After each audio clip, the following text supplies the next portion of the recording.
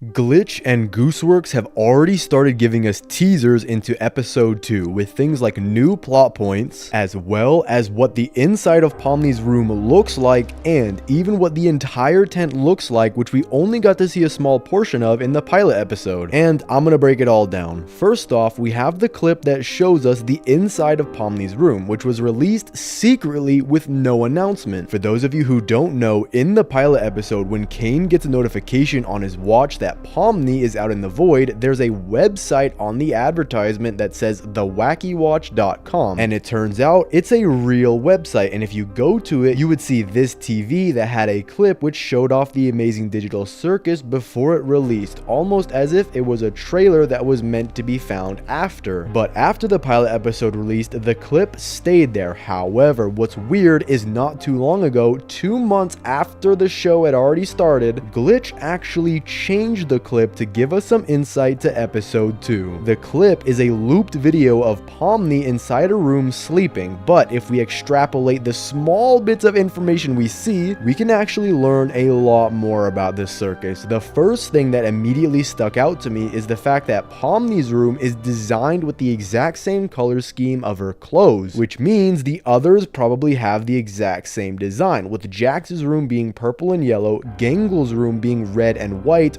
Ragatha's room being purple and red, Kinger's room being purple and white, and Zubal's room most likely looking like a rainbow. But here's the thing, we've already seen the inside of another character's room, which of course is Kaufmo's room, and if you look at Kaufmo's character design, it was yellow, red, and blue, and if we look past all the writing and paintings, you'll see that the walls were indeed yellow and blue with even a red stripe inside, which is perfectly proportionate to Kaufmo's character since he was mostly yellow and blue with only some red on the dots of his shirt, which perfectly aligns with the a lot of yellow and blue in his room and just a red stripe. But when he abstracted, the room even started to look like his abstracted self, being more dark and crazy with the writings and paintings. As well, if we look at Pomni's bed in the clip, it's red and blue, and if we look at Kaufmo's bed, we see it's also yellow and blue just like his character. But if you notice, Pomni's bed is in the back left corner and Kaufmo's bed is in the back right corner, which means not everyone's room is the same, just with different color schemes. They could actually have different furniture and move things around. As well, Kaufmo has a bunch of different toys in his room, such as a bunch of toy blocks, a rocket ship toy, a pair of dice, and a toy phone. And what this confirms is that every character has a bunch of items that relate to them, because Kaufmo having toys makes sense, because he's a clown and would do funny things for kids to laugh. And Pomni's room even has a jack-in-the-box, which if you don't know, when you wind it up, eventually a jester would pop out, which is Pomni's exact character design. And it could be that there's a Pomni jester inside of the box, because anything is possible in the amazing digital circus. And the second teaser we got for the next episode is a Christmas Twitter post that Glitch made, which shows some plot points that will be important to remember for episode 2. In the photo, we see all the characters giving each other presents. Ragatha is giving Kinger a pillow, since in the last episode his pillow fort was destroyed by the Gloinks, so it is possible that he'll have his pillow fort again in the next episode, which we know he likes to hide inside of. And we see Zubal giving Gangle a happy mask, since her last one broke when Jack stepped on it, which means in the next episode Gangle will be happy for at least the beginning until maybe her mask breaks again. And this shows that Zubal, despite her carelessness attitude, actually does care for the other people inside of the circus. We also see Kane giving Pomni a gift, which Pomni seems skeptical about, which could hint at the fact that Pomni distrusts Kane heavily, since she did just get inside of the digital circus anyway and doesn't trust Kane the same way the other circus members do. And the last thing we see is Jax, of course, putting a centipede inside of a present, which is definitely for Ragatha, since he mentioned in the last episode that he put centipedes in her room. However, one thing that the amazing digital circus is known for is their insane attention to detail, and if you look at the back of the photo, they specifically put a door back here, and this time it's on the second level and separated from everything else. Now, this could be a door like the ones in episode 1 when Pomni was wandering the circus looking for Kane and she just found a bunch of weird stuff, or it could possibly be a door where we find out more of the lore behind the circus. But the most interesting teaser is the blueprint we get of the tent, which out of all 3 locations, being the lake, carnival, and tent, hint, the tent definitely holds the most secrets of the amazing digital circus. And this gives us a bunch of previously unknown information which helps a lot with world building, such as the fact that there are 5 different floors to the tent with a spiral staircase that can take you to each floor. And when you're at the very top, you enter a crow's nest type tent, which possibly has a cafe inside. We can also see how massive the tent really is because if you remember when Kane was explaining the Gloink adventure, he was in front of the stage, and if we look at the blueprint, the stage is actually tiny compared to the rest of the circus. However, it gets even better because we're also given a top-down view of the tent, which gives us even more information. We see that there's an entire wraparound balcony, which we saw when Kaufmo broke through the railing after chasing Pomni, but the one thing we didn't see from the last blueprint is the dorm hall, which apparently extends out from the tent in a big rectangle, which is weird because in the view we get of the tent, we don't see it poking out, which means it's either underground or it's a separate blueprint just in the same photo. Also, if we look at the shot we get of the outside of the tent, we can tell that this part of the blueprint is in the front because it has the big curtain entrance, which we see is in front when Kane shows Pomni the circus, and to the left we see the stage, which again is really small compared to how big it looked in the episode, as well as something called a backstage, which is interesting because what could be going on back there? Is that where the circus members prepare to do the intro every day like they know they're in a TV show? Or is that where Kane prepares all of his adventures and that's where all of his props and NPCs are? We also see 3 box-like drawings that are just labeled structure, which is weird because most of the things in here are accurately labeled, which means they probably didn't know what they were going to put there yet. However, now that they greenlit a full season, it's possible we could get more things inside of these so-called structures that will add on to the story. But what makes this most confusing is this: why the heck are there so many doors on the right side of the circus? We know that's not the dorm hall as that's at the bottom of the photo, but for some reason there's like 20 doors on the right side of the circus, which could actually be the same doors that Pomni kept looking through when she was looking for Kane. But what even is the point of these doors being here? Are they just there to be random? Because the only things inside of them was a golden carousel, angry mannequins taking baths, and punching gloves that immediately just hit you back for no reason. It could be that Kane put those there to randomly open to any room in the circus, almost like a portal, or it could be that they'll be used for something in the future. It's just that in the meantime, Kane left behind some surprises for people who are snooping around. But let me know some of your theories for episode 2 down in the comments and I might make a video on it. Thanks for watching, subscribe, and click on this video here.